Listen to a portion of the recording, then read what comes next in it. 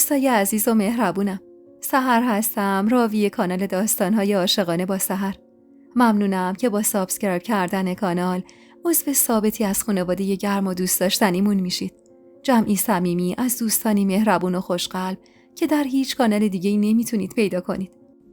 میدونستم کیومرث به شدت روی سهراب حساسه، مخصوصاً که خان و طلاقاتون محبتی به سهراب نداشتن و کیومرث سعی میکرد جای خالی اونا رو هم واسه سهراب پر کنه. با گریه گفتم فکر کردی من حریف میشدم کیومرث؟ این بچه فقط یکم موی نرگسو کشیده، اما اون شهناز افریته ناغافل جوری بچه رو هل داده که بچه نتونسته خودشو نگه داره و میبینی که طوری زمین خورده که جای سالم تو صورتش نمونده. منم به دفاع از سهراب عصبانی شدم و هلش دادم، اونم زمین افتاد. نرگسم بغلش بود ولی طوریش نشد، یعنی من محکم هلش ندادم. کیومرث گیج و درمونده سویچ ماشین رو از مراد گرفت و سوار شد. منم کنار دستش نشستم و با غصه خیره شدم به سهراب. درست تعریف کن ببینم چی شده. از عمارت که دور شدیم سکوتو شکستم و با صدای خفه‌ای گفتم مادر دیشب فهمیده بود آبستنم. صبحی اومده بود واسه تهدید کردنم و کل ماجرا رو برای کیومرث تعریف کردم و در آخرم گفتم مادرت قصد داشت بلایی سر بچم بیاره کیومرث. از منو زمین زد و با شهناز افتادم به جونم. مهسا شاهده، یکی دوتا از خدمه ها هم پایین بودن. مادرت فقط میخواست به شکمم لگد بزنه. منم اگر کاری کردم از خودم و بچه هم دفاع کردم. میخوام اینو باور کنی. و دوباره زدم زیر گریه و برگشتم عقب و سهراب رو نگاه کردم و گفتم من دیگه تو این عمارت نمیمونم کیومرث. به خدا که این بار دیگه از حرفم بر نمیگردم. اصلا بمونم که چی بشه، که نوبه بعد بلای بدتری سر بچم بیارن. کیومرث کلافه مشتی به فرمون کوبید. خیلی خوب، بعدن در موردش حرف میزنیم. اینقدر خودخوری نکن، انگار یادت رفته آبستنی. زیر دلم تیر کشید. آخی از درد گفتم و تو خودم جمع شدم که مهسا با گریه گفت خدا خودش رحم کنه. از حول سهراب و ضربه‌هایی که به شکمت اومده معلوم نیست چه بلایی سر این بچه بیاد آبجی. کیومرث سرعتش رو بیشتر کرد. دردم لحظه به لحظه اما بیشتر میشد و حس می‌کردم لباسم خیس شده. از طرفی درد خودم و نگرانی بابت بلایی که ممکن بود سر نرگس بیاد، از طرف دیگه حال سهراب و گریه‌های شدیدش حالمو به شدت بد کرده بود. تا برسیم به شفاخونه شهر 1000 بار مردم و زنده شدم. کیومرث که ماشین رو نگه داشت دست مهسا رو گرفتم و نالیدم حس می‌کنم اون ریزی دارم. مهسا وحشت زده گفت خدا مرگم بده آبجی. آقا کیومرث شما سهرابو بردارید من کمکش کنم پیاده شه. با کمک مهسا از ماشین پیاده شدم. کیومرث زودتر از ما داخل دوید و از پرستار خواستا به کمک من بیاد. منی که دیگه از شدت درد حال خودم رو نمیفهمیدم. فقط دلم خوش بود به ضربه های گاه و بیگاه بچم، به اینکه هنوز زنده است. کیومرث به تنهایی سهرابو برای معاینه و بخیه کردن زخماش برد. مهسا هم همراه من موند تا طبیب بیاد و منو ببینه و معاینه کنه. طبیب اما بعد از معاینه با اخمایی در هم گفت گریه نکن خانم، طوری نشده که، یکم لکه بینی داری. 1-2 روز زمونی وضعیتت بهتر میشه، مرخصت میکنم. و اینطور شد که سرامی برام بس کردن و ازم خواستن اگر دردم بیشتر شد بهشون اطلاع بدم. تکلیف من که روشن شد از مهسا خواستم بره و پیگیر حال سهراب بشه. چند دقیقه بعد مهسا همراه سهراب برگشته بود. بچم کل صورتش خیس اشک بود. نگران نگاهی به صورتش انداختم. زیر چونش رو بخیه زده بودن، اما زخم لبش رو دست نزده بودن. به شکستگی ابروشم چسب زده بودن. بیقرار از مهسا خواستم بذارش تو بغلم. بوی تنش رو به ریه‌هام فرستادم و گفتم مهسا خبری از نرگس نداری؟ اونا نیومدن اینجا؟ مهسا سری تکون داد. چرا آبجی؟ اینجا. کیومرث خانم بچه رو داد به من، رفت بالا سر نرگس. از پرستارا سراغشون رو گرفتن. گفتن نرگس بد نیست، اما شهناز بیهوشه. با وحشتی که کل وجودمو فرا گرفته بود گفتم حالا چی میشه مهسا؟ مهسا با غیظ گفت چی میشه؟ یکی زده، یکی خورده. همه هم شاهدن که اول اون شروع کرده. تو هم نمیخواد قصه اون هووی بی همه چیز تو بخوری. بره به درک. ولی مهسا نمیدونست که همین هووی بی همه چیز واسه کیومرث مهمه. به خودم که نمیتونستم دروغ بگم. کیومرث هرچند قسم خورده بود به شهناز دست نزنه، اما تو عالم دختر دایی پسرمه بودن حسابی هواشو داشت و حتی گاهی به خاطرش من تندی میکرد. اگر هواشو نداشت یه بار حرف منو باور میکرد و دنباله یه حرفمو میگرفت تا ببینه شهناز واقعا بهش نارو زده یا نه. بوسه‌ای به سر سهراب زدم. بعد کلی گریه تو بغلم خوابش برده بود. همونطور که نوازشش میکردم آروم گفتم مهسا، شنیدی که دکتر چی گفت؟ من ممکنه 1-2 روز اینجا موندگار شم. تحت هیچ شرایطی راضی نمیشی برگردیده. اگرم کیومرث اصرار کرد سهرابو بر نمیگردونی امارت. این بار محاله از حرفم برگردم. جون خودم به درک. بچه‌هام چی؟ اگه ضربه بدتری میزد و بچه‌م بلایی سرش میومد چی؟ اینا رو گفتم و دوباره گریم گرفت. مهسا با محبت دستمو گرفت و گفت نکن مهجبین. اینقدر هرس و جوش نخور. تموم شد. الان سهراب صحیح و سالم تو بغلته. دیگه 2 زخم و رد بخیه اینقدر بیقراری نداره آبجی. اونم وقتی میدونی این حالت برای بچه‌ای توی شکمت بده. تو خیالت بابت سهراب راحت باشه. به خدا همین الانم عذاب وجدان اینو دارم که چرا گذاشتم شهناز به این بچه نزدیک بشه. اما میخوام بدونی که به خدا همه چیز یهویی شد. نرگس تا صدای سهراب شنید، خودشو کشید پایین که بیاد پیش سهراب. شهنازم با اکراه گذاشت زمین. سهرابم فقط یکم موهاشو کشید. اصلا نرگس گریه هم نکرد بابتش. اما تا من خواستم دست سهراب عقب بکشم، شهناز که انگار منتظر فرصت بود حمله کرد و 2 دستی سهرابو هل داد. حالا هم که خدا رو شکر هم سهراب حالش خوبه، هم تو و بچت. منم اگر برگشتم ده با سهراب میریم خونه بهروز. اونجا لااقل کسی قصد جون این بچه رو نمیکنه. با بغض سری تکون دادم و گفتم آره آبجی، اینجوری بهتره. اصلا وقتی برگشتیم منم میام خونه بهروز. تا تکلیف این ماجرا مشخص نشده و کیومرث فکری برای ما نکرده دیگه بر نمیگردم تو اون امارت. مهسا اما با تردید گفت میخوای چیکار کنی؟ رو گرفتم ازش و گفتم تو اون امارت یا جای منه یا جای شهناز و طلا خاتون. کیومرث یه روزی قرار بود امارت رو به نام من بزنه، اما هی امروز و فردا کرد. الان بهش میگم باید امارت رو به نام سهراب کنه، یا امارت رو به نامش کنه، یا فکر یه خونه دیگه واسه ما باشه، وگرنه محاله که دیگه برگردم. مهسا نگران گفت به نظرت کیومرث خان به حرفت گوش میده آبجی؟ اگه کلا ولت کرد و رفت یه شهناز چی؟ راستش خودم هم نگران بودم. برای همین زمزمه کردم مرگ یه بار، شیون یه بار. خسته شدم از این زندگی با ترس و وحشت مهسا. دیگه نمیتونم، دیگه نمیکشم. اومدم ادامه بدم که کیومرث و اخمایی در هم وارد شد. مهسا سریع از جا بلند شد و بیرون رفت تا کیومرث بیاد داخل. کیومرث روی صندلی کنارم نشست و گفت بهتری؟ با طبیبت صحبت کردم. گفت باید 2 روز بمونی. بدون اینکه نگاش کنم با بغضی که سعی می‌کردم فرو بخورم گفتم خوبم و به خاطر بچه‌هام سعی می‌کنم خیلی زودتر بهتر بشم. دست سردمو گرفت و همونطور که نوازشش می‌کرد دلخور گفت فهمیدی چی به سر نرگس و شهناز اومده؟ طلبکار نگاش کردم و گفتم مگه برای اونا مهم بود چی به سر من و بچه‌هام اومده که من بخوام به اونا فکر کنم؟ کیومرث آهی کشید. نمیدونم چی بگم مهجبین. رشته این زندگی انگار پاک از دستم در رفته. هر چی سعی میکنم صلح برقرار کنم نمیشه که نمیشه. با اعتراض گفتم چون نمیتونی بین 2 هوو صلح برقرار کنی کیومرث. هیچ کسی نمیتونه.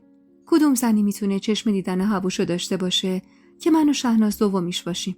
تازه شهناز حمایت کامل مادر تو داره، اما من تو اون امارت هیچی ندارم. مدام تحقیر میشم، تهمت میشنوم، بی‌ارزش شمرده میشم. تو میگی دوستم داری اما هیچ حواست به حال روز من نیست. منی که از ترس جون خودم و بچه‌هامون به ندرت از اتاقم بیرون میام. اصلا متوجه هستی که من از سایه خودمم میترسم؟ میفهمی تو اون امارت لعنتی قصد جون منو کرده بودن؟ این بارم که قصد جون بچه‌هامونو. کیومرث چنگی به موهاش زد. میگی چیکار کنم؟ چیکار کنم این جنگ تموم بشه مهجبین؟ لب گزیدم و زل زدم تو صورتش و محکم و قاطع گفتم آب من و خانواده تو تا ابد توی جوب نمیره. 2 راه داری کیومرث. یا برای من خونه سوا بگیری یا به هر طریقی هست به خانوادت نشون بدی که واسه چه ارزشی داره تا هی راه و بیراه منو تحقیر نکنن. یه روزی خودت اومدی گفتی میخوای امارتو به نامم بزنی، بعدش هم خودت دست کردی و منصرف شدی. حرفی نیست. من گله‌ای ندارم، یعنی اصلا از روز اول انتظاری نداشتم و کاملا هم بهت حق میدم که همچین کاری نکنی. اما الان وضعیت فرق کرده. من برای برگشت به اون امارت یه پشتوانه محکم میخوام. قدرتی میخوام که از قبلش کسی جرئت نکنه نگاه چپ بهم بندازه، که این نگن رعیتی و بیارزشی و شهناز اصیل‌زاده است، که راه به راه تهمت بچه من نزنن که تو پدر واقعیش نیستی. اگه میخوای برگردم تو اون امارت باید اون امارت رو به نام سهراب کنی. باید کل خدمه رو مجاب کنی، فقط از من حرف شنوی داشته باشن. در عمل، نه در حرف. باید به خانوادت بفهمونی اگر تار موی از سر من و بچه هامون کم بشه تاوانش رو تک تک اونا پس میدن. حالا اگر سختت انجام این کارا میتونی واسه ما خونه سوا بگیری، چون من دیگه طاقت و تحمل دلهره و نگرانی رو ندارم. کیومرث غرق در فکر از جا بلند شد. دستی به موهای لخت سهراب کشید و گفت درستش میکنم. سعی کن استراحت کنی. 1-2 ساعت دیگه میام. مهسا و سهرابو میبرم ده. بچه طاقت نمیاره تو شفاخونه. سری گفتم مهسا بر نمیگرده امارت. اگه میخوای ببریشون ده باید ببریشون خونه برادرم. تا وقتی خودم برگردم نمیخوام بچه‌م بره توی اون امارت. کیومرث کلافه گفت الان که دیگه نه شهناز اونجاست نه مادرم. تازه همیرا و زینبم هستن. با لجبازی گفتم اگه میخوای دل من آروم و قرار داشته باشه مهسا رو ببر خونه برادرم. همیرا رو هم بفرست باهاشون بره تا وقتی فکراتو بکنی و تصمیم نهاییت رو بگیری. کیومرث بی حرف سری تکون داد و به سمت در رفت. دل من اما طاقت نیاورد. درسته حال شهناز هیچ اهمیتی واسم نداشت، اما دلنگرون نرگس بودم. برای همین نرسیده به در گفتم نرگس چطوره؟ برگشت سمتم و بعد از مکث کوتاهی گفت خوبه، بهوشه. اونا هم میبرم ده پیش فائزه. اما شهناز باید فعلا اینجا بمونه. گویا ضربه بدی به سرش وارد شده و یه مقدار آسیب دیده. مادرمم حرفشو قطع کردم و بی‌حوصله گفتم حقیقتشو بخوام بگم حال شهناز اصلا برام مهم نیست، چون هرچی سرش بیاد حقشه. کیومرث سری به نشونه یه افسوس تکون داد و بیرون رفت. خسته از روز پر اتفاقی که داشتم محکم سهراب و بغل گرفتم و چشم بستم. عصر بود و مهسا کنارم بود وقتی کیومرث وارد اتاق شد. نرگس تو بغلش بود و نق نق میزد و کیومرث به شدت کلافه بود. تا مهسا رو دید نرگس رو گرفت سمتش و گفت میشه یکم نرگس رو بگیری؟ اصلا نمیمونه. مهسا نیم نگاهی به من انداخت. اونقدر بی‌رحم نبودم که تو خطا و گناه مادرش اون طفل معصوم و مقصر بدونم. برای همین آروم چشمام رو هم گذاشتم تا مهسا بچه رو برداره و به کیومرث گفتم میریده؟ بله. نرگس تحمل موندن نداره. شهنازم به هوش اومده اما طبیب گفته. دوباره حرفش رو قطع کردم و گفتم مهسا و سهراب رو لطفاً ببر خونه برادرم. کیومرث با شی گفت و از مهسا خواست نرگس رو به سمت ماشین ببره. خودش هم نزدیک من شد. دستمو گرفت و با محبت پشت دستمو بوسید و گفت بهتری؟ میدونی که مجبورم برم، اما تا قبل از تاریکی هوا حتما برمیگردم. بی اختیار قطره اشکی روی صورتم نشست. کیومرث با نوک انگشت اشکمو پاک کرد و گفت گریه نکن قربونت برم، زود میام پیشت. و دوباره پشت دستمو بوسید و بیرون رفت. حدوداً 1 ساعتی رفتنشون گذشته بود که در اتاق باز شد و طلا خاتون با اخمایی در هم وارد اتاقم شد. دروغ نبود اگر میگفتم از این زن قد مرگ وحشت داشتم، چون این زن بارها و بارها قساوت رو به هم نشون داده بود که حتی به نوه خودشم رحمی نداره. طلا خاتون بی حرف جلو اومد. روی صندلی کنارم نشست و خیره شد بهم. حالم داشت به هم میخورد. دلم میخواست داد بزنم و از یکی بخوام این زن رو بیرون کنه، اما نمیتونستم. برای همین تو خودم جمع شدم و رو گرفتم ازش. طلا خاتون چنگی به دستم زد و آهسته گفت تو خیلی خوب منو میشناسی مهجبین. میدونی چه کارایی از دست من ساخته است. درسته؟ فشاری به دستم آورد و خونسرد ادامه داد. اگر تا امروز زنده‌ای شاید فقط به خاطر شانس خوبت بوده. اما بعد از این مطمئن نیستم شانس همیشه باهات یار باشه. تمام تنم میلرزید. بچه‌م محکم‌تر لگد میزد و کل بدنم منقبض شده بود. انگشتش رو به پشت دستم کشوند و گفت اگه بخوای فتنه کنی تو زندگی شهناز یا کاری کنی که اون از چشم کیومرث بیفته. به اینجا یه حرفش که رسید از جا بلند شد. خیره شد تو صورتم و با جدیت ادامه داد. اون وقت یه جوری از روی زمین محوت میکنم انگار هیچ وقت مهجبینی وجود نداشته. زبونم انگار بند اومده بود. گذاشتم تا دلش میخواد تهدیدم کنه و بعد با حالی خوش بره بیرون. در اتاقو که بس اشکال صورتمو خیس کرد. بیماری که روی تخت کنارم خوابیده بود و زنی تقریبا هم سن و سال خودم بود کنجکاو پرسید مادر شوهرت بود؟ بی حرف سری تکون دادم و پشتمو بهش کردم، چون حوصله هیچ کس و هیچ چیزی رو نداشتم. تهدید طلا خاتون کارساز بود. ترس و وحشت کل وجودمو گرفته بود و منتظر بودم کیومرث برگرده تا بهش بگم فقط منو از اون عمارت ببره. دیگه نمیخواستم عمارت رو به نام سهراب بزنه، نمیخواستم با خادمه حرفی بزنه. اون شب و تو اتاق تنها موند. کیومرث برگشته بود اما به خاطر تخت کناریم شب رو توی راهروی شفاخونه گذرون. فردای اون روز طبیب معاینم کرد و خیالم راحت کرد که حالم خوبه و وضعیت بچه‌م هم خوبه. میگفت ماشاءالله کل شکمت بچه‌ست. مشخصه بچه یه درشتی به دنیا میاری. بعدم اجازه یه ترخیص رو داد. به شرطی که مدتی رو استراحت مطلق باشم و هیچ فعالیتی نداشته باشم. کلی هم به کیومرث سفارش کرد که باید منو از دلهره و نگرانی دور نگه داره تا چند ماه باقی مونده بگذره و بچه‌مون رو به سلامت بغل بگیری. از شفاخونه که مرخص شدم دم در ورودی چشمم به ماشین خان افتاد. واسه همین از سر کنجکاوی گفتم شهناز هنوز بستریه؟ کیومرث در حالی که کمکم میکرد تا برم به سمت ماشین خودمون گفت آره، گفتن امروزم بمونه. انگار سرگیجه زیادی داشته. آهانی گفتم و سوار ماشین شدم. با وجود ترسی که ته دلم بود، اما میخواستم سر لج طلاقاتون که شده اجازه ندم کیومرث برای ترخیص شهناز بره. گفتم تا حالا که سازش کردم و سکوت کردم چی نصیبم شده؟ جز اینکه بیشتر توهین و تحقیر شدم.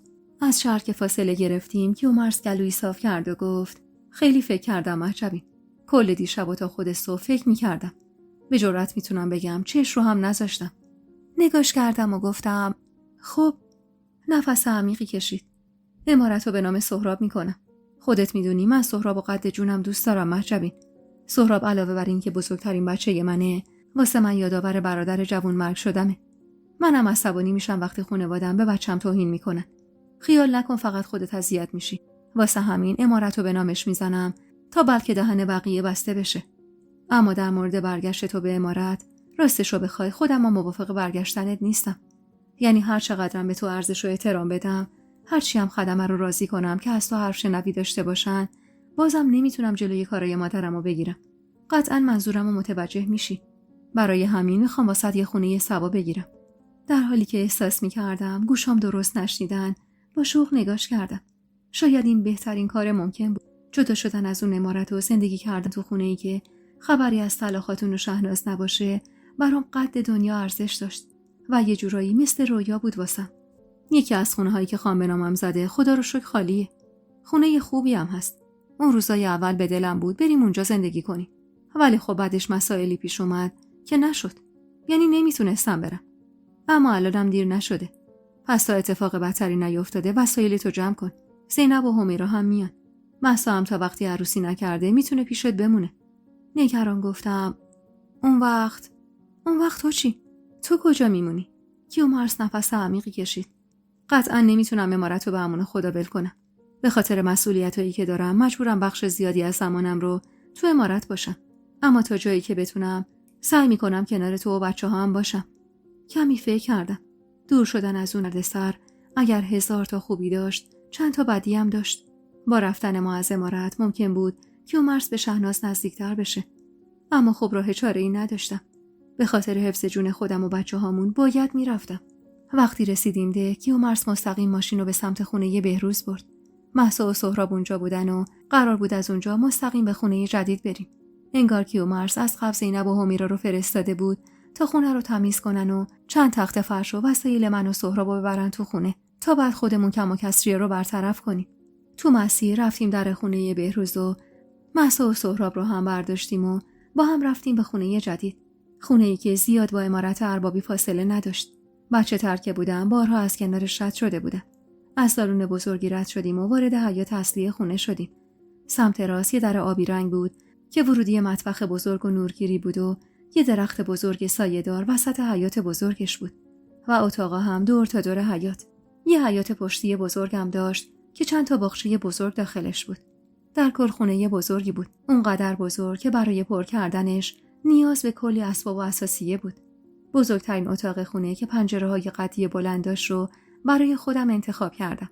اینجا دیگه خبری از اتاق سوای من و کیومرث نبود. می‌خواستم اینجا فقط یه اتاق داشته باشیم و کل وسایل هر دومون همونجا باشه. کف اتاق فرشای ابریشم انداخته بودن. اما اتاق نیاز به پرده داشت. دلم می‌خواست براش پرده‌های مخمل قرمز رنگ بدوزم. بعد از اینکه کل خونه رو دیدم، لیستی از وسایل مورد نیاز رو واسه کیومرث روی کاغذ نوشتم. خودم هم به اصرار مهسا تو همون اتاقی که انتخاب کرده بودم دراز کشیدم. اما اونقدر شوق چیدن خونه رو داشتم که اصلا آروم و قرار نداشتم. 2 روز بعد از من شهناز مرخص شده بود و برگشته بود امارت. البته که کیومرث برای ترخیصش نرفته بود. خان و طلاقاتون برش گردونده بودن ده و زینب که به امارت اربابی رفت و آمد داشت میگفت جلوی پای شهناز قربونی دادن و کلی عزت و احترامش دادن. اما راستش این چیزا دیگه واسه من مهم نبود. همین که کیومرث هر شبی قرار من بود واسم بس بود. طلا خاتون و باقر خانم میتونستن تا ابد به عروسی که به پسرشون نارو زده بود خوش خدمتی کنن. یادم کیومرث یخچال سبز رنگ برای خونمون خریده بود. اون موقع ها کمتر کسی یخچال داشت. البته که توی عمارت اربابی 2 یخچال بود، اما انگار وسایل اون عمارت برای من نبودن. و الان هر وسیله خریده میشد، انگار اولین بار بود که اون وسیله رو میدیدم و داشتم. کیومرث چند تخت فرش دیگه هم از عمارت آورده بود و همه اتاقا رو فرش کرده بودیم. برای تمام اتاقا هم پرده‌های مخمل زرشکی رنگ با حریر سفید برای زیرشون سفارش داده بودن. لحاف و تشک‌های نو و روبالشی‌های گرزده سفید رنگ همه منو سر شوق می آورد. تو خونه جدید همه چیز نو بود. حال منم خیلی بهتر شده بود. همین که خیالم بابت سهراب راحت بود و با خیال راحت میذاشتم تو حیاط با 2 از بچه‌های همسایه بازی کنه واسم خیلی بود. انگار بعد از مدت به آرامش نسبی رسیده بودم.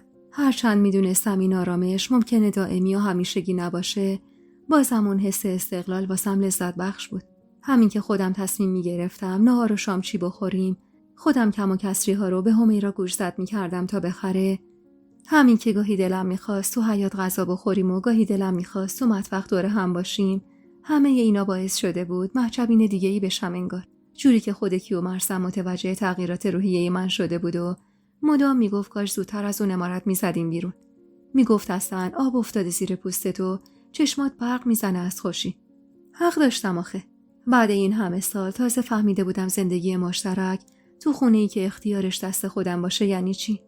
تازه خلاص شده بودم از چپ چپ نگاه کردنای طلا خاتون و تنه کنایه شنفتنا. شهنازم دیگه نمیتونست برفاش آتیش بزنه به جونم. حتی خان هم نمیتونست با نگاه‌های سنگینش باعث بشه تو 7 تا پستو قایم بشم. اون خونه برای من بود، برای خود محجبین. حال خوش اون روزام و مدیون محبت کیومرثی بودم که با وجود مخالفت شدید خانواده و حرف و حدیثایی که پشت ما میگفت آرامش ما واسش مهمتر بود و هیچ جوره حاضر نبود ما رو برگردونه عمارت. زینب که زیاد و عمارت اربابی رفت و آمد میگفت طلا خاتون هیچ از این شرایط راضی نیست. مخصوصا که کیومرث بیشتر شبا پیش من بود و همین حسابی حرص طلا خاتون رو در آورده بود. با مراقبت‌های مهسا و رسیدگی‌های همیرا و زینب حسابی وضع گرفته بودم.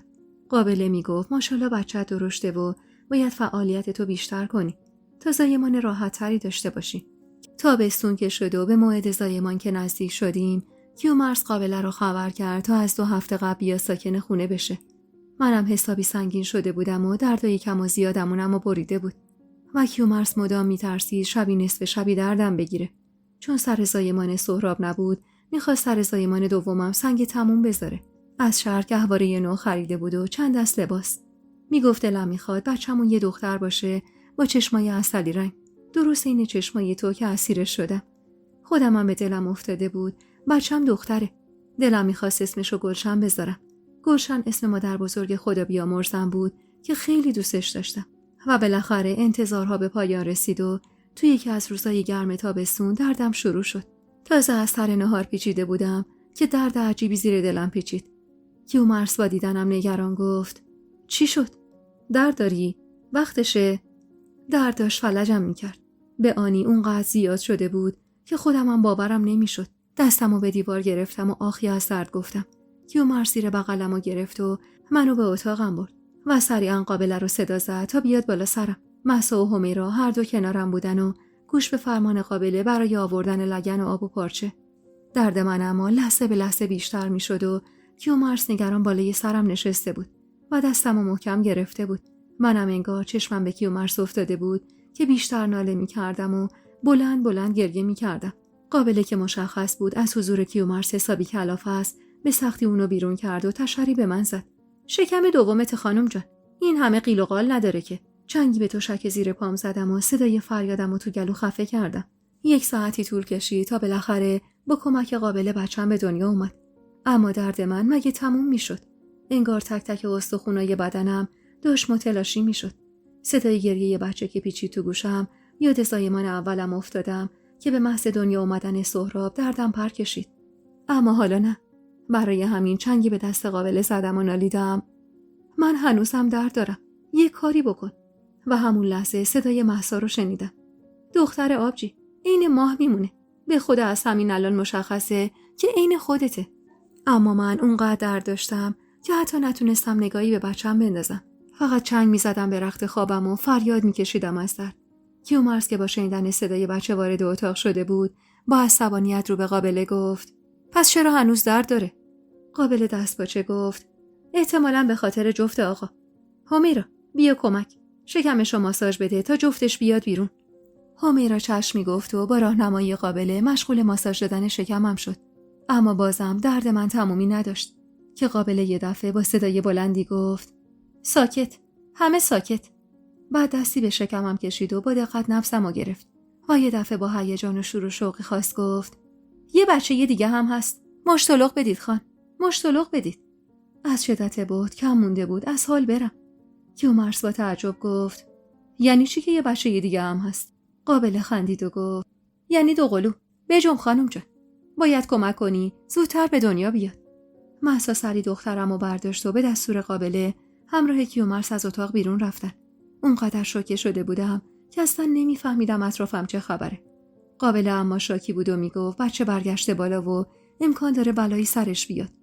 و در نهایت شاید حدود یه رو به بعد صدای گریه بچه دوم تو اتاق پیچید و همزمان در اتاق باز شد و کیومرث نگران و هیجان زده وارد اتاق شد. بدون اینکه نگاهی به بچه بندازه به سمتم اومد. همیرا عقب کشید و کیومرث نگران کنارم نشست. دردت به جونم، رو سفیدم کردی. اینو گفت و بوسه‌ای به پیشونیم زد و آروم گفت: درد تموم شد عزیزم. با لبخندی عمیق سری تکون دادم. قابل سری بچه رو تمیز کرد و لای قنداق پیچید و به سمت کیومرث گرفت و هیجان زده گفت: پا قدمشون پر خیر و برکت باشه. یه دختر، یه پسر. الهی که زیر سایه پدر و مادر بزرگ بشن. اونقدر خوشحال بودم که دلم میخواست از خوشی جیغ بزنم. بچه‌هامو بغل گرفتم. مهسا راست میگفت. دخترم کاملا شبیه به خودم بود و پسرم عین سیبی که با سهراب نصف شده بود. اشک شوق لحظه‌ای بند نمیومد. کیومرث مدام میخندید و با تعجب بچه‌ها رو نگاه میکرد. انگار باورش نمیشد یهو صاحب 2 بچه با هم شده. میگفت باید بگردیم دنبال یه دایه خوب تا کل روز اینجا باشه و بهت کمک کنه. خودشم که از پیش من تکون نمیخورد. کمی که گذشت و هیجان ما کمتر شد، کیومرث رو کرد به زینب: برو امارت زینب، بخوان خبر بده که پسرت یه دفعه صاحب 2 بچه شده. 2 بچه با هم. زینب چشمی گفت و از جا بلند شد. نگاهی به بچه‌ها انداختم و دلخور گفتم: فکر کردی بچه من واسه اونا مهمه؟ کیومرث بوسه‌ای به پیشونیم زد. تو قصه نخور جونم. خان خودش بهم گفته بود بعد از زایمانت خبرش کنم. کمی بعد در حالی که من به کمک همیرا لباسامو عوض کرده بودم و اتاق رو هم عین دسته گل تمیز کرده بودن، سر و کله خان و طلا خاتون پیدا شد. اما هر دو با اخمایی در هم. دلهوره افتاد به جونم. با خودم گفتم حتما این بارم میخوام بهم تهمت بزنن. کیومرث اما دستمو فشرد و اشاره کرد که یعنی نگران نباش. زینب با شوق بچه‌ها رو نشون خان و طلا خاتون داد و گفت: ماشاءالله به محجبین خانم. تو عمرم 2 قلو انقدر درشت ندیده بودم خان. البته خدا حفظشون کنه. طلا خاتون نیم نگاهی به بچه‌ها انداخت و زیر لب تبریکی گفت. خانما حسابی محو تماشاشون بود و بعد از کلی با صدای گرفته‌ای گفت: طلا، تولد سهراب یادته؟ این پسر درست شبیه نوزادی سهرابه. و آهی از ته دل کشید و ادامه داد: الهی 120 ساله بشه. همون لحظه اشاره‌ای به کیومرث کردم که بلند شه و دست پدرش رو ببوسه. با خودم گفتم شاید این بار که از جلوی چشمشون تکون نخوردم باور کنن که این بچه‌ها نوای خودشون هستن. کیومرث به ام دست سهراب رو گرفت و جلو رفت. دست خان رو گرفت و بوسید و اشاره‌ای به سهراب کرد و گفت: آقا جون، این نوزاد درست شبیه به سهرابه. و سهراب رو کمی جلو کشید. بچگی برادرمو که ندیدم، اما صورت این بچه درست شبیه سهراب خودمه. با ترس نگاشون کردم. خان تا اون روز حتی نیم نگاهی به صورت سهراب ننداخته بود، اما حالا داشت خیره نگاش میکرد. من که سهراب اونا رو ندیده بودم و همیشه فکر میکردم سهراب من شبیه پدرشه. اما کیومرث همیشه از شباهت سهراب برادرش میگفت. کمی بعد خان سری تکون داد و دست نوازشی به موهای سهراب کشید و گفت: انشالله که بخت و اقبال بلندی داشته باشه. درست میگی. انگار سهراب من بچه شده و ایستاده جلو. حس کردم چشماش خیس اشک شد. طلا خاتونم آهسته گریه میکرد و با حسابانی جوان مرد شدن پسرش رو نفرین میکرد. کیومرث سهراب به سمت مادرش کشید و گفت: مادر، برادر من به ناحق از بین رفت. منم به خودم قول دادم تا عمر دارم بگردم مسبب مرگش رو پیدا کنم.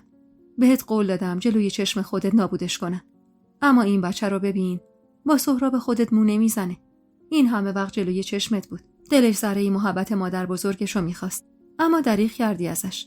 گریه طلا خاتون با این حرفا شدت گرفت. هر دو انگار پشیمون بودن از تهمتایی که به سهراب زده بودن. و بالاخره طلسم شکست و طلا خاتون دست دراز کرد و سهرابو به سمت خودش کشون و با صدای بلندتر از قبل زد زیر گریه. و من اون لحظه احساس کردم بار بزرگی از روی شونه‌هام برداشته شده.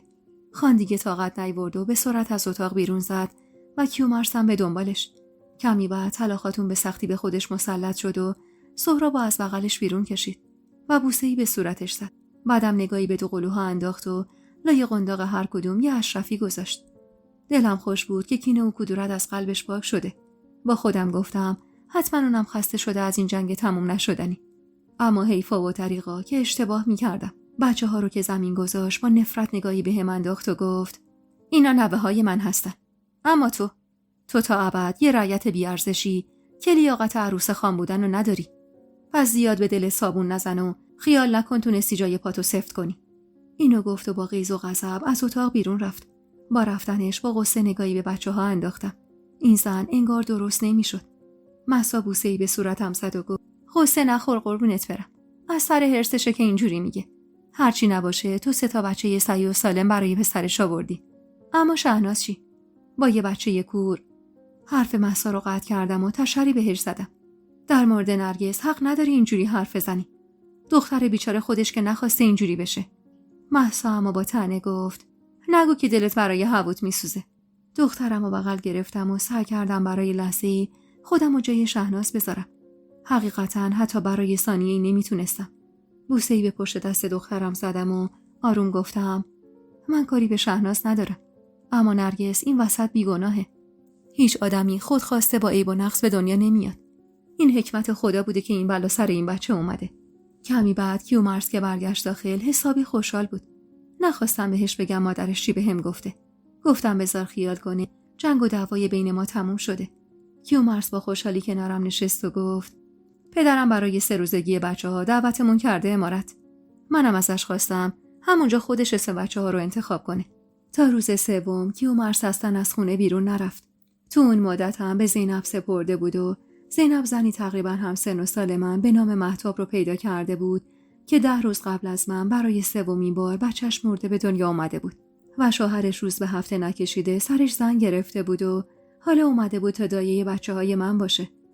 اون روز قبل از رفتن به امارت یه پیراهن بلند قرمز پوشیدم و مهسا کمکم کرد تا دستی به سر و صورتم بکشم و بعد همگی سوار ماشین کیومرث شدیم و به سمت امارت رفتیم. خان واقعا مهمونی بزرگی تدارک دیده بود و اغلب فامیلا و بزرگای دههای اطراف رو دعوت کرده بود. زینبم از روز قبلش برای کمک به امارت رفته بود. با راهنمایی کیومرث به سمت قسمت زنونی شاهنشین رفتیم. هنوز همه مهمونا نرسیده بودن. شهناز و مادرش، طلا خاتون و خواهرش و همینطور دختراش و عروسای خواهرش همگی تو شاهنشین بودن. سلامی کردم و گوشه‌ای نشستم. خواستم یکی از بچه‌ها رو بغل بگیرم که طلا خاتون با صدای بلندی گفت بچه‌ها رو بیار اینجا. اشاره‌ای به مهتاب که همراه هم بود کردم تا همراه مهسا بچه‌ها رو برم پیش طلا خاتون و قم و خویشش. همگی دور بچه‌ها جمع شده بودن و با شوق نگاشون می‌کردن. اما هیچ کس هیچ اهمیتی به من نمیداد. هنوز مجلس خودمونی بود که خان و کیومرث و چند تا از مردای فامیل وارد زنونه شدن. هر کسی کادویی کنار قنداق بچه‌ها گذاشت، اما من عین غریبه‌ای گوشه‌ای نشسته بودم و در نهایت خان اول پسرم رو بغل گرفت و زیر گوشش از آن گفت و اسمش رو داریوش گذاشت. بعد داریوش رو گذاشت بغل کیومرث و دخترم رو بغل گرفت. تو گوشه اونم از آن گفت و اسمش رو مریم گذاشت. بعدم بچه رو گذاشت بغل طلا خاتون و از جیب کتش جعبه قرمز رنگی در آورد و به سمت من اومد. با تعجب نگاش کردم. به خواب شبم نمیدیدم که باقر خان بخواد از در دوستی وارد بشه. کیومرث در حالی که پشت سر پدرش بود اشاره‌ای کرد که یعنی جلو بیام. از شدت هیجان کم مونده بود از حال برم. با 2 قدم لرزون جلو رفتم. خان بدون اینکه نگاهی به صورتم بندازه جعبه رو باز کرد. یه سینه ریز بزرگ و سنگین، درست شبیه سینه ریزی که طلا خاتون تو مراسمای خاص می‌پوشید و همیشه با غرور میگفت وقتی 2 تا پسر پشت سر هم برای خانه آوردم این سینه ریز رو بهم هدیه داد. در کمال ناباوری دیدم خان خودش سینه ریز و گردنم انداخت و قفلش رو بست و با این کار انگار میخواست دهن هر کسی که اونجا بود بسته بشه. حتی طلا خاتونی که از شدت حرص حسابی قرمز شده بود و معلوم بود که فقط برای حفظ ظاهره که سکوت کرده. قفل سینه ریز که بسته شد دست خانو گرفتم و بوسیدم و با صدایی که انگار از ته چاه بیرون میومد تشکر کردم و قدمی به عقب برداشتم. باقر خان دوباره به سمت بچه‌ها رفت و همزمان خم شد و سهراب و بغل گرفت و با جدیت گفت میخوام برگردی امارت کیومرث. بس هرچی حرف و حدیث پشت سرمون زدن. جای تو امارت اربابیه. کنار من. جای نوه هامم اینجاست. اونا باید بدونن اصل و ریششون کجاست. نگران نگاهی به کیومرث انداختم. بارها باهاش حرف زده بودم و گفته بودم تحت هیچ شرایطی راضی به برگشت نمیشم و آرامشم رو به هم نمیریزم. کیومرث که نمیخواست تو اون جنب پدرش بی حرمتی کنه اما گفت چشم آقا جون. اجازه بدیدی کم بچه‌ها جون بگیرن و مهجبینم حالش بهتر شه. انشالله برمیگردیم. خان سری تکون داد و همراه باقی مردا بیرون رفتن. کیومرث هم به سختی دلکند از داریوش و سهراب و بغل گرفت و از زنونه بیرون رفت. با رفتن خان و باقی مردا شهناز دیگه طاقت نیاورد و با صدای بلندی زد زیر گریه و تازه اونجا بود که توجه هم بهش جلب شده بود. لباس قشنگی تن نرگس کرده بود و نشونده بودش رو پاش و اجازه نمیداد بچه از جا بلند شه. صدای گریه‌اش که بلند شد مادر و عمه‌هاش دورش رو گرفتن. معصب سرمو پایین انداخت. هیچ دلم نمیخواست چشم کسی دنبال زندگیم باشه. اگه دست خودم بود نه اون مهمونی رو میخواستم نه هدیه ارزنده خان رو. نرگس که حسابی کلافه شده بود از گریه مادرش از جا بلند شد و چند قدمی جلو اومد و پا گذاشت وسط سفره‌ای که برای پذیرایی چیده بودن. حس کردم الانه که تعادلش رو از دست بده و بیفته. برای همین هنوز قدم دومو بر نداشته بود که سری خودم رو جلو کشیدم و بغلش کردم. بی نهایت دلم برای اون بچه میسوخت. حقش نبود با همچین نقصی تا آخر عمر زندگی کنه. اصلا اون شرایط حق هیچ انسانی نبود. نرگس که بنایی بیقراری گذاشت شهناز ساز سرش رو بالا گرفت و دید بچهش تو بغل منه و انگار که منتظر بهونه‌ای برای حمله کردن به من باشه جیغی کشید و به سمتم حمله ور شد. به بچه من دست نزن. بعدم با حرص بچه رو از بغلم گرفت و هولم داد عقب. به کمک مهسا که کنارم بود خودم رو نگه داشتم و مانع افتادنم شد که شهناز با گریه نرگس و بغل گرفت و بیرون رفت. با رفتنش مادرش دلخور رو به طلا خاتون گفتم دخترم عروس عمش بشه که سر راحت روی بالش بذاره. به خدا قسم اونقدری که این سالها من قصه این دختر و زندگیشو خوردم قصه هیچ چیز دیگه ای رو نخوردم. بچه من داره تو این زندگی از بین میره. خدا ازت نگذره طلا که با 1000 وعده و ای دخترمو برگردوندی تو امارت. همون موقع که بچهش به دنیا اومد باید طلاقشو میگرفتم و بچه رو ول میکردیم و میرفتیم شهر که امروز شوهرت جلوی دختر من سینه ریز طلا گردن یه رعیت بی اصل و نسب نندازه. اینا رو گفت و اون هم به قهر بیرون رفت. طلا خاتون پروازه هرس میخورد و زیر لب یکی رو نفرین میکرد که قطعاً اون یه نفر من بودم. منی که خدا شاهد بود راضی به عذاب کشیدن و نقص نرگس نبودم. به بهونه شیر دادم به دو قلوها همراه دایشون به اتاق قدیمی خودم رفتم. مهسا مدام قدم میزد و هرس میخورد و شهناز و فحش میداد. اما من حتی زبونم نمیچرخید حرفی بزنم. فقط دلم آشوب بود. حس میکردم اتفاق بدی قراره بیفته. موقع رسیدگی به بچه‌ها به مهسا گفتم برو سهرابو بیار اینجا. دلم آروم و قرار نداره. مهسا غرغر کنن گفت از دست این زنی که یه حسود و بخیل. چشمش در اومد وقتی دید باقر خان این گردنبندو انداخت کردنت. اصلا تو واسه چی بلند شدی اون دختر رو بغل کردی؟ دنبال حرفشو قطع کردم و بی‌حوصله گفتم برو مهسا، برو سهرابو بیار که دلم بدجوری شور میزنه. مهسا که بیرون رفت دلم طاقت نیاورد. بچه‌ها رو سپردم به دایشون و گفتم حواسش بهشون باشه. چون دلم عین سیر و سرکه میجوشید و نمیتونستم منتظر بمونم. اونقدر حالم بد بود که همش منتظر بودم تو اون مهمونی اتفاق بدی بیفته. حس می‌کردم حالا که شهناز اونقدر از دست من عصبانیه بالاخره یه جا زهر خودشو میریزه. برای همین نمیذاشتم سهراب از جلوی چشمم تکون بخوره. برخلاف تصورم اما مهمونی اون شب خوبی برگزار شد. از مردونه صدای خنده و قهقه و حرف زدن میومد. اما تو زنونه انگار عصا گرفته بودن. طلا خاتون رفته بود و با 1000 جور منت کشی شهناز و مادرش آورده بود سر سفره. اما سر سفره خیره شد به من و با صدای بلندی گفت نمیخوام دشمن شاد بشم و همه فکر کنن عروس بزرگ و اصیلم ارزشی واسم نداره. شهناز از رگ و پوست و استخون خودمه. شهناز از ریشه منه. البته که هر اتفاقی بیفته بازم اون عروس این عمارته.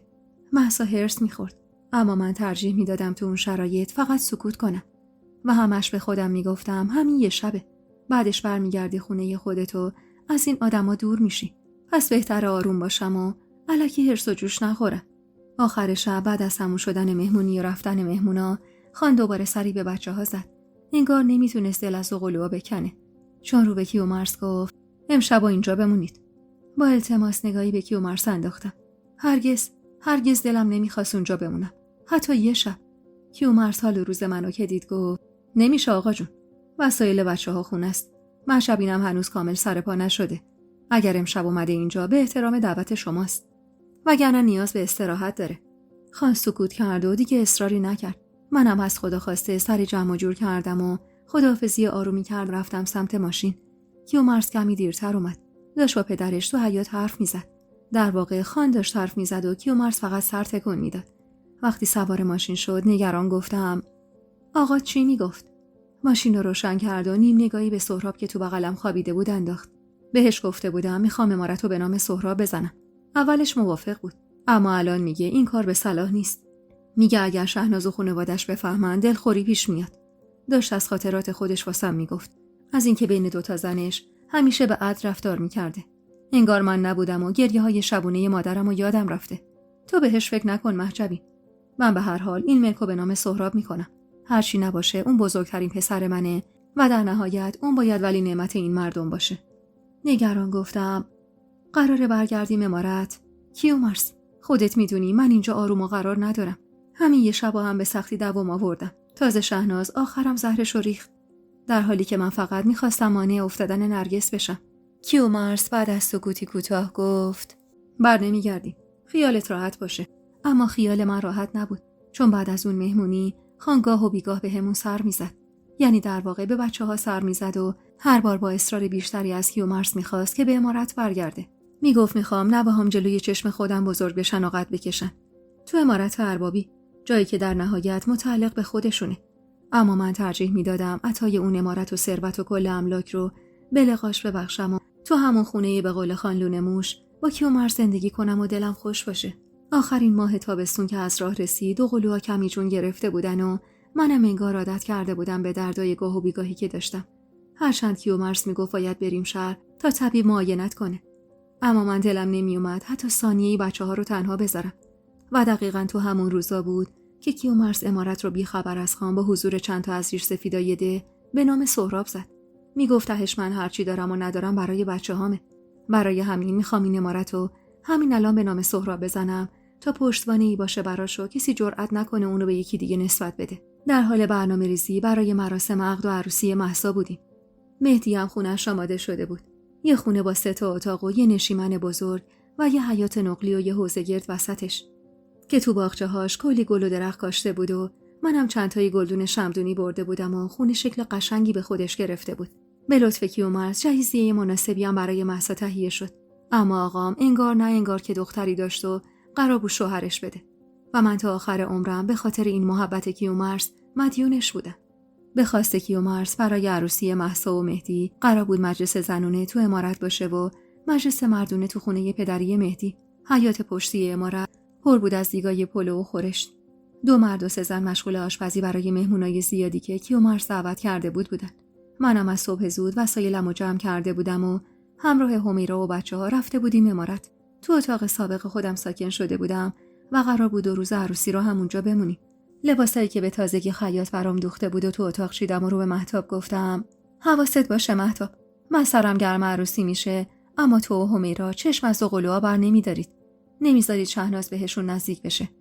اصلا تا جایی که میشه از اتاق بیرون نیارشون. خودمم میام اون وسط بهشون سر میزنم. مهتاب چشمی گفت و مشغول تعویض کهنه بچه‌ها شد که نگران رو به همیرا گفتم برو ببین سهراب کجاست همیرا. سپردمش به کیومرث، اما میدونم اونم درگیر هماهنگی عروسیه. میترسم حواسش از بچم پرت بشه. همیرا اما با اطمینان گفت اینقدر نگران نباشید خانم جان. آقا سهراب ماشاءالله بزرگه. خیلی هم عاقله. از کنار کیومرث خان تکون نمیخوره. ولی من نگران بودم. خیلی وقت بود خوابای آشفته میدیدم. دقیقاً از همون شب مهمونی که برای اسمگذاری بچه‌ها تدارک دیده بودن. مهسا میگفت بی دلیل نگرانی، اما من حس می‌کردم قرار اتفاق بدی بیفته. همیرا رفت و حیاط و کمی بعد برگشت و خیالم راحت کرد که سهراب پیش پدرشه. 1000 جور به کیومرث سفارش کرده بودم که چشم از سهراب نگیره. به هر دریم زده بودم تا سهراب رو تو اتاق پیش خودمون بند کنم، اما بچه قبول نمی‌کرد و مدام بهونه کیومرث رو می‌گرفت. واسه همین نمیتونستم جز اعتماد به کیومرث کار دیگه‌ای انجام بدم. ولی خب همه نگرانیای منو بیمورد میدونستن و خیال می‌کردن زیادی حساس شدم. بچه‌ها که خوابشون برد از اتاق بیرون زدم. شهناز توی ایوون نشسته بود و نرگس با فاصله ازش داشت یواش یواش راه میرفت. برای لحظه ایستادم و نگاهی به نرگس انداختم. نرگسی که هر بار با دیدنش با اون شرایط قلبم فشرده میشد. شهناز که متوجه نگاه خیرم شده بود، سریع از جا بلند شد. بچه رو بغل گرفت و برگشت تو اتاقش و در رو محکم به هم کوبید. به سمت حیاط رفتم. چند زن و مرد داشتن وسایل آشپزی و به حیاط پشتی می‌بردن. کیومرث با سهراب همون اطراف بودن. نزدیک کیومرث شدم و سهراب رو بغل گرفتم و گفتم چشم از بچه بر نداری یا؟ میبینی که هر کاری میکنم حاضر نمیشه بیا تو اتاق پیش من بمونی. منم نمیتونم بچه‌ها رو مدام ول کنم و اینجا باشم. تو رو خدا حواست بهش باشه. کیومرث اخ میکرد. این 1000مین باره داری سفارششو میکنی مهجبین. اصلا نمیفهمم چرا انقدر نگرانی. بچه رو به خودم فشردم و گفتم به خدا خودم هم نمیدونم کیومرث، اما دلم اصلا آروم و قرار نداره. به سمتم برگشت و با محبت گفت میخوای ببرمت پیش مهسا؟ تو هم واسه مراسم یه دستی به صورتت بکش. ناسلامتی زن کیومرث خانی. باید یه فرقی با بقیه زنا داشته باشی یا نه؟ لب گزیدم و گفتم دلم که میخواد، اما آخه بچه‌ها. کیومرث کلافه گفت پس من همیرا و مهتابو برای چی آوردم تو این عمارت؟ چرا گذاشتم کنارت باشن؟ که حتی واسه عروسی خواهرت نتونی یه توکه پا تا جایی بری و برگردی؟ سهراب رو هم که خودم حواسم هست. برو 1-2 ساعت به خودت برس. شاید این نگرانی هم دست از سرت برداشت. صبر کن میام خودم میرسونمت. باشه گفتم و هرچند دلم آروم و قرار نداشت، اما همراه سهراب به خونه آرایشگری که قرار بود مهسا رو برای مراسم حنابندون اون روز حاضر کنه رفتم. آرایشگری که قرار بود بیاد عمارت و مهسا رو اونجا بزک دوزک کنه، اما به خاطر شکستگی پاش نتونسته بود بیاد و مهسا رفته بود خونه اون. موقع پیاده شدم با وجود این که میدونستم کیومرث ناراحت میشه، اما ازش خواستم اجازه بده سهرابو با خودم ببرم. اما کیومرث با اخمایی در هم نگام کرد و گفتم بیای اینجا تا یکم از این دلشوره‌ای که داری کم بشه، نه اینکه دوباره با بچه باشی و بخوای همش دلنگرون باشی. من پدر سهرابم. تو نگران چی هستی؟ مگه میشه من مراقب بچم نباشم؟ بلجبار بوسه‌ای به صورت سهراب زدم و به سمت خونه منظر خانم رفتم. آرایشگر جوونی که مدتی بود حسابی استر کرده بود تو ده و همه میگفتن کارش نظیر نداره. مهسا با دیدنم با تعجب گفت باورم نمیشه اومدی آبجی. چی شد تونستی دل بکنی از بچه‌ها؟ بی‌حوصله گفتم اصرار کیومرث بود، وگرنه میدونی که دلم راضی نبود بچه‌ها رو تنها بذارم. مهسا بی خیال گفت خیلی سخت گرفتی تو هم. بشین اینجا یه دستی به سر و صورتت بکش. انگار نه انگار زن خانه‌دهی. منظر خانم پودر سفید رنگی روی صورت مهسا زد و اومد به سمت من و گفت خانم جان، میخواید موهاتون رو براتون رنگ کنم؟ الان همه زنای تهرون موهاشون رو طلایی میکنن. ماشاءالله شما چشماتون قشنگه. این رنگ مو به پوست و چشم شما خیلی میاد. تو آینه نگاهی به موهای خرمایی رنگم انداختم و گفتم خیلی طول میکشه؟ با لبخند گفت تا بخوام عروس خوشگلمون رو آماده کنم شما هم کارتون تموم شده.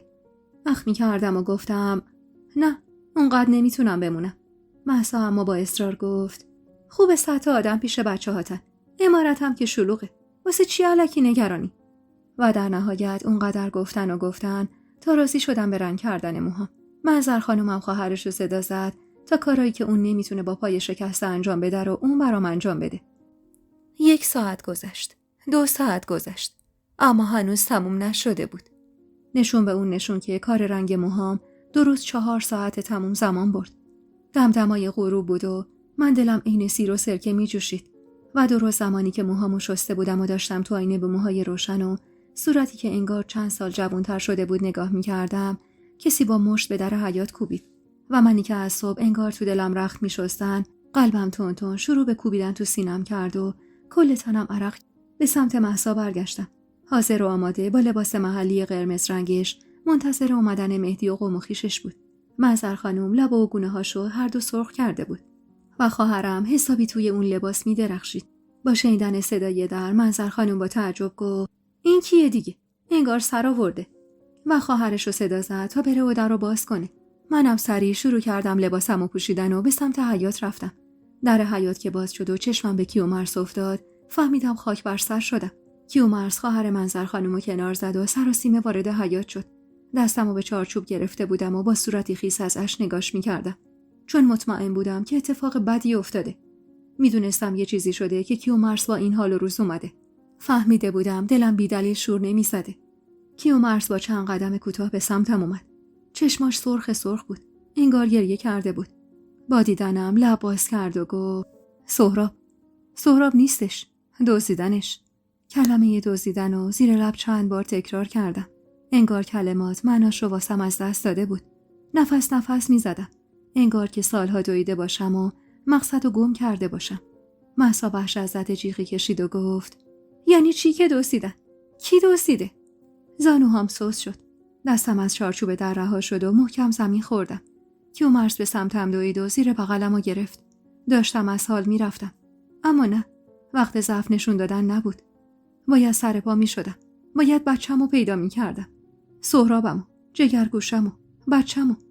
ای خاک بر سر من که برای بزک دوزکم اومده بودم اینجا و بچه‌م اونجا دزدیده شده بود. جیغ زدم و مشتی به کتف کیومرث کوبیدم. یعنی چی که دزدیدنش؟ بچه‌م کو؟ به تو سپردمش. چند بار گفتم نمیخوام برم. چند بار گفتم دلم آشوبه. چند بار سفارششو کردم. سهرابم کو؟ کیومرث شرمنده سرشو پایین انداخت و با صدای ضعیفی گفت کار محموده. یه کاغذ انداخته تو عمارت و بچه رو برده. جیغی کشیدم و خاک تو سرم ریختم. چون خاک بر سر شده بودم. بچه‌مو مرد سنگدلی عین محمود برده بود. محمودی که به جون من و کیومرث تشنه بود چطور از بچه‌م میگذشت؟ محمودی که خودش سهراب بیچاره رو جوان‌مرگ کرده بود. سهرابی که از بچگی باهاش بزرگ شده بود. اون وقت چطور از بچه من میگذشت؟ رو به مهسا کردم و ازش خواستم چادرمو بیاره. و از جا بلند شدم و رو به کیومرث گفتم منو ببر عمارت. همین الان منو ببر. کیومرث با غصه جلوتر ازم به سمت ماشین رفت. بیچاره خواهرم با لباس آرایش مونده بود که چیکار کنه. ازش خواستم لباسشو عوض کنه و برگرده عمارت. به منظر خانومم سپردم تا خواهرش و پسرش تا دم عمارت همراه مهسا بیان. خودم هم دویدم پشت سر کیومرث. این بار از شهناز نمیگذشتم. از شهنازی که شک نداشتم دستش با محمود تو یک کاسه است. مطمئن بودم حسم بهم اشتباه نمیگفت. ماشین هنوز کامل دم در عمارت نگه نداشته بود که خودمو انداختم پایین. کل مسیر گریه کرده بودم و کیومرث رو سرزنش کرده بودم. عمری عین چشمام مراقب جگرگوشم بودم و کیومرث حتی چند ساعت نتونسته بود نگهش داره. کیومرثی که خودش به زور منو راهی اینجا کرده بود. به محض ورود جلوی یکی از خدمه رو گرفتم و با صدای خشداری گفتم شهناز کو؟ کیومرث که از ماشین پیاده شده بود و صدامو میشنید با تعجب گفت با اون چی کار داری مهجبی؟ برگشتم سمتش. پا به زمین کوبیدم و با تهدید گفتم مانع من نمیشی کیومرث. فهمیدی؟ به خدا اگه بخوای جلوم در بیای خودمو وسط همین حیاط از بین میبرم. این بار به جون بچه‌هام واسط قسم میخورم که بدونی سر این ماجرا با احدی شوخی ندارم. خدمه که جوابمو داد سری از پله‌ها بالا رفتم. شهناز خانم تو اتاق خودش بود. به هدفش رسیده بود و حالا خودش رو تو اتاقش حبس کرده بود. دویدم از پله‌ها بالا. کیومرثم به دنبالم. راستشون لحظه چشم دیدن هیچ کسی رو نداشتم. فقط بچه‌هامو می‌خواستم. نرسیده به اتاق شهناز دلواپس دو قلوها شدم. راهمو به سمت اتاق سابق خودم کج کردم. باید اول خیالم بابت اونا راحت میشد. وارد اتاق که شدم چشمم به مهتاب و همیرا افتاد. دو قلوها خوابیده بودن و اونا هر دو داشتن گریه می‌کردن. همیرا به محض دیدنم جلو اومد. خاک بر سر من خانم جان. ای کاش آقا سهرابو پیش خودمون نگه می‌داشتیم. حالا هر چقدرم می‌خواست گریه و بی‌طاقتی می‌کرد. چه اشکالی داشت؟ اسم سهرابو که آورد احساس کردم قلبم واسه یه لحظه از حرکت ایستاد و با جدیت گفتم همیرا خوب گوشاتو باز کن. جز من و مهسا و کیومرث هیچ کسو فهمیدی؟ هیچ کسو به اتاق راه نمیدی. چفت درو هم میندازی. به جز ما هیچ کسی حق نداره به این بچه‌ها دست بزنه یا نزدیکشون بشه.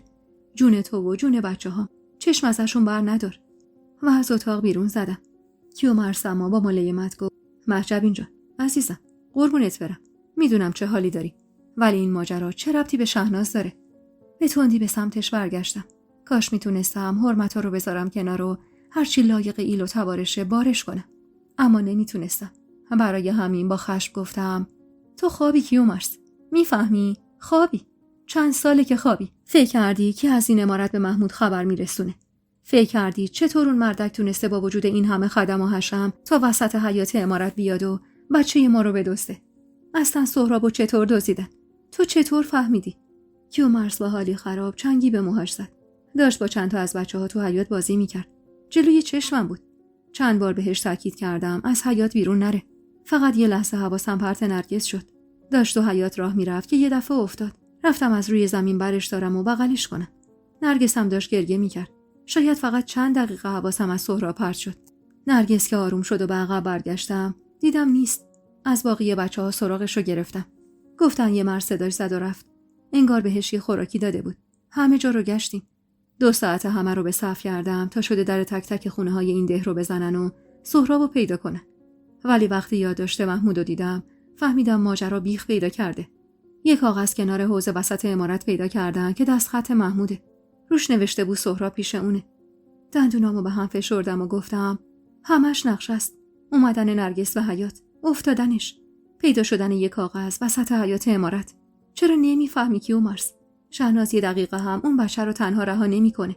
چون میدونه اون بچه بدون کمک حتی 4 قدم هم نمیتونه بدون افتادن راه بره. بعد تو همچین روز شلوغی اونو تنها بفرسته تو حیاط. اصلا چرا فائزه همراش نبوده؟ هان؟ اینو گفتم و به سر در اتاق شهنازو که حالا جلوش وایساده بودم باز کردم. شهناز که معلوم بود انتظار اومدن منو نداشته، هرزت جیغ خفه‌ای کشید. نرگس رو روی پاش گذاشته بود و در تلاش بود تا بچه رو بخوابونه. چشمش که به من افتاد با عصبانیت گفت هی زنی که اینجا طویله آقاد نیستا؟ هنوز راه و رسم خونه اربابی رو یاد نگرفتی؟ کیومرث نیومد داخل. شاید چون هنوز باور نکرده بود که همه چیز زیر سر دختر داییشه. صدامو بالا بردم و گفتم آدم محمود تویی، مگه نه؟ اونی که خبرای این امارت رو به محمود میده تویی. به آنی رنگش فرید. شهناز بازیگر خوبی نبود. برای فرار از نگاه کردن به من نرگس رو بغل گرفت و گفت تو 2 سال تو بغلش میخوابیدی، حالا آدمش منم. به سمتش حمله ور شدم و بی توجه به نرگسی که خواب بود چنگی به موهای بلندش زدم و فریاد کشیدم از بینت میبرم اگه تار موی از سر بچم کم بشه. وسط همین امارت چالت میکنم شهناز. به جون بچه هام نابودت میکنم. کیومرث که سر و صدا رو شنیده بود اومد داخل و به سختی منو از شهناز جدا کرد و فریاد زد بسه محجبین. الان وقت دعوا نیست. باید سهرابو پیدا کنیم. نیاوردمت اینجا واسه جنگ و دعوا. به تندی گفتم به خداوندی خدا قسم، روزی که مشخص بشه دست این زنی که با محمود توی کاسه بوده، دیگه یه لحظه هم تو این زندگی نمیمونم.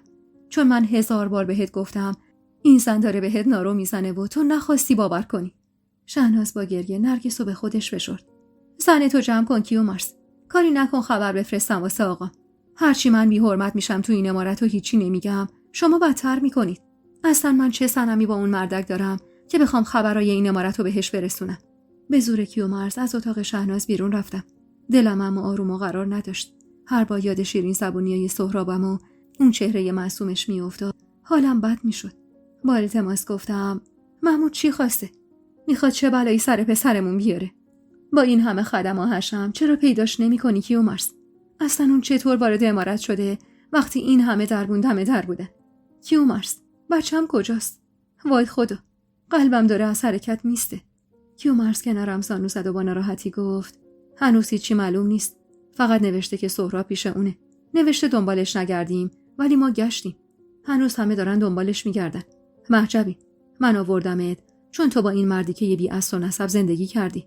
چون شاید تو بهتر از ما بشناسیش. شاید بفهمی بچه رو کجا برده. خودت وضع امارت رو دیدی. هر کسی دور کاری بوده. اصلا شاید محمود وارد اینجا نشده و از طریق یه نفر دیگه این کارو کرده. شاید از طریق یکی از خدمه امارت. نمیدونم. گریم شدت گرفت. من از کجا میفهمیدم محمود بچه‌مو کجا برده؟ اونقدر صدای گریم بالا بود که طلا خاتون از اتاقش بیرون اومد. با دیدن موهای رنگ شدن با قیس گفت مادر نبودی که اگر بودی به جای اینکه پی وزک دوزک کردن و قروفر خودت باشی بالای سر بچه‌هات میموندی. کیومرث با عصبانیت گفت بس مادر، بس کن. از سرزنش کردن و دعوا کردن چی نصیب ما شده؟ تو هم بلند شو محجبی. باید بریم همه جا رو بگردیم. به سختی دستمو به نرده ها گرفتم و از جا بلند شدم. خودمو سرزنش کردم که حالا وقتی کم آوردن و ضعف نشون دادن نیست و دنبال کیومرث را افتادم. کجا بریم کیومرث؟ کجا دنبالش بگردیم؟ خوب فکر کن مهجبین. اون جایی که قبلا تو رو برده بودن میدونی کجاست؟ مستصر روی پله ها نشستم و گفتم نه، از کجا بدونم؟ دستمون به هیچ جا بند نیست. به هیچ جا. و یه دفعه وحشت زده گفتم اگه بلایی سر پسرمون بیاره چی؟ کیومرث، اگه دور از جونش همون بلایی که سر برادرت آورد. وای خدایا، محمود از ما کینه داره کیومرث. کینه داره. میفهمی؟ کیومرث که سعی میکرد سر پا بمونه زیر بازومو گرفت و گفت بلند شو، به این چیزا هم فکر نکن. سهراب صحیح و سالمه. محمودم این بار با این غلطی که کرده فقط گور خودش رو کنده. نالیدم پیداش نمی‌کنی. این تموم دفعاتی که گشتی و هیچ وقت پیداش نکردی.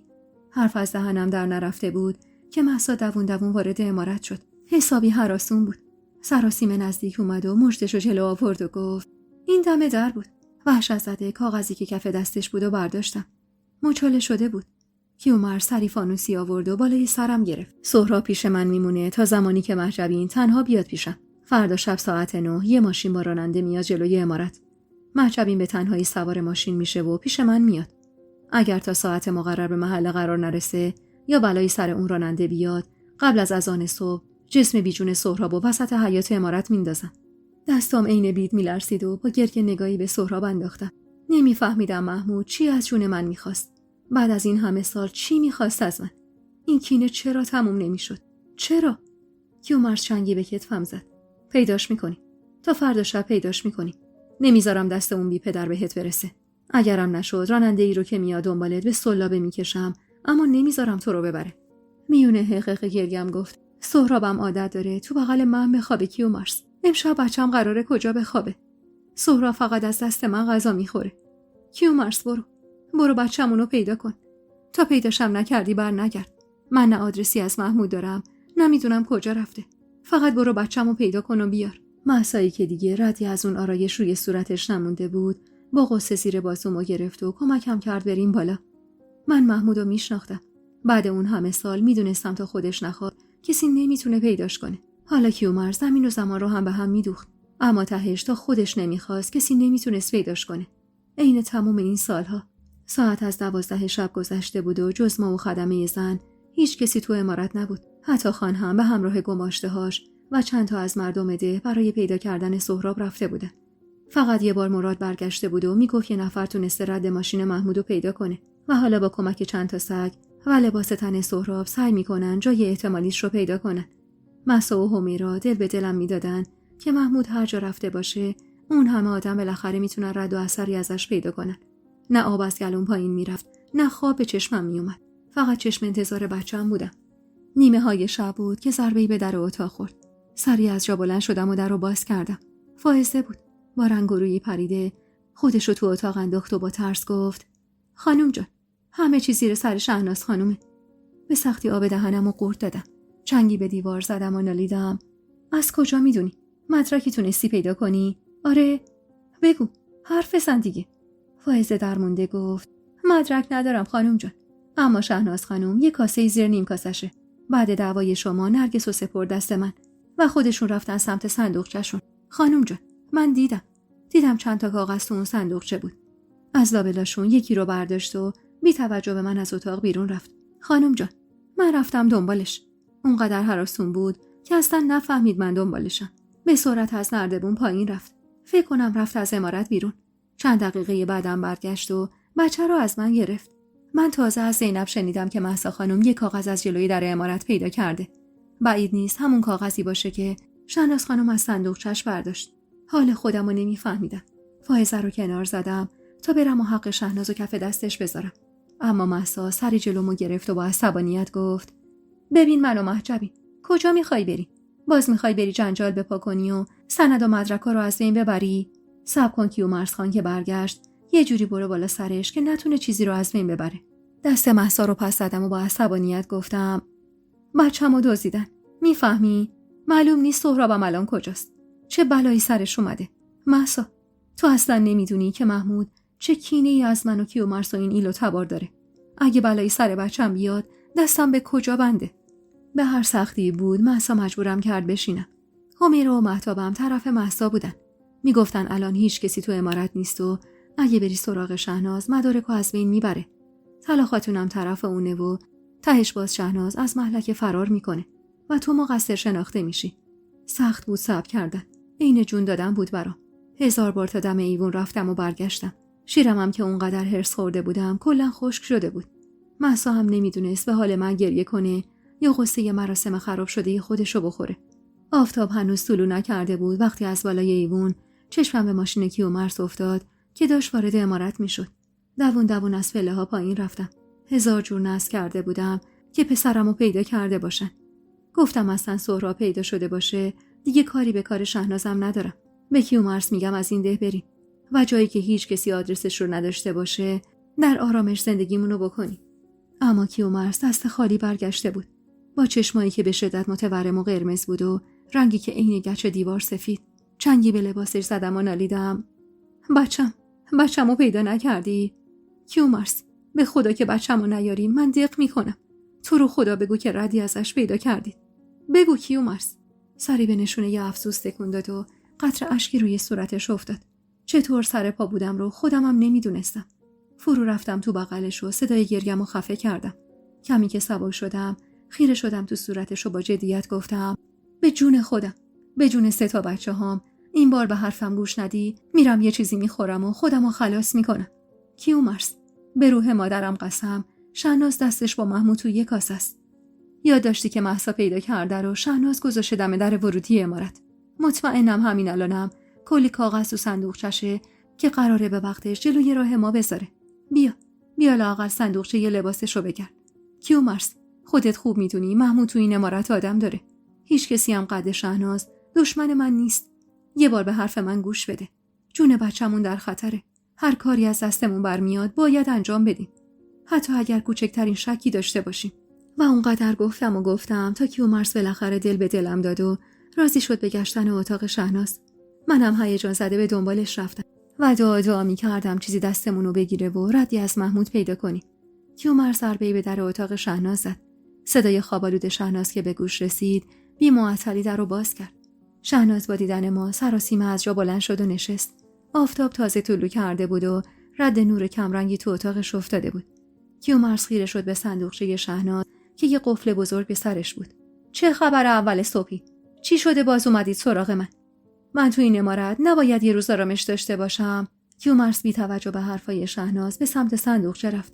از شدت هیجان و ترس کم مونده بود از حال برم. اما فکر این که دست شهناز رو میشه و بچم پیدا میشه کمی دلم آروم کرده بود. شهناز که دید کیومرث به سمت صندوقچه رفت گفت چی کار میکنی کیومرث؟ این موقع صبح تو اتاق من چی میخواید؟ از سر و صدای ما نرگس از خواب بیدار شده بود و گریه میکرد. کیومرث که به شدت روی نرگس حساس بود لحظه‌ای مکث کرد و رو به من گفت برو بگو فائزه بیاد این بچه رو ببره. شهناز اما با اعتراض گفت برای چی نمیگی اومدی اینجا چیکار؟ دویدم و از خدمه توی حیاط خواستم فائزه رو صدا بزنن. وقتی برگشتم در اتاق دوستای عزیز و مهربونم یک دنیا ممنونم که تا پایان این قسمت همراه هم بودید و خوشحال میشم اگه نظراتتون رو در مورد این قسمت توی کامنت ها با ما به اشتراک بذارید.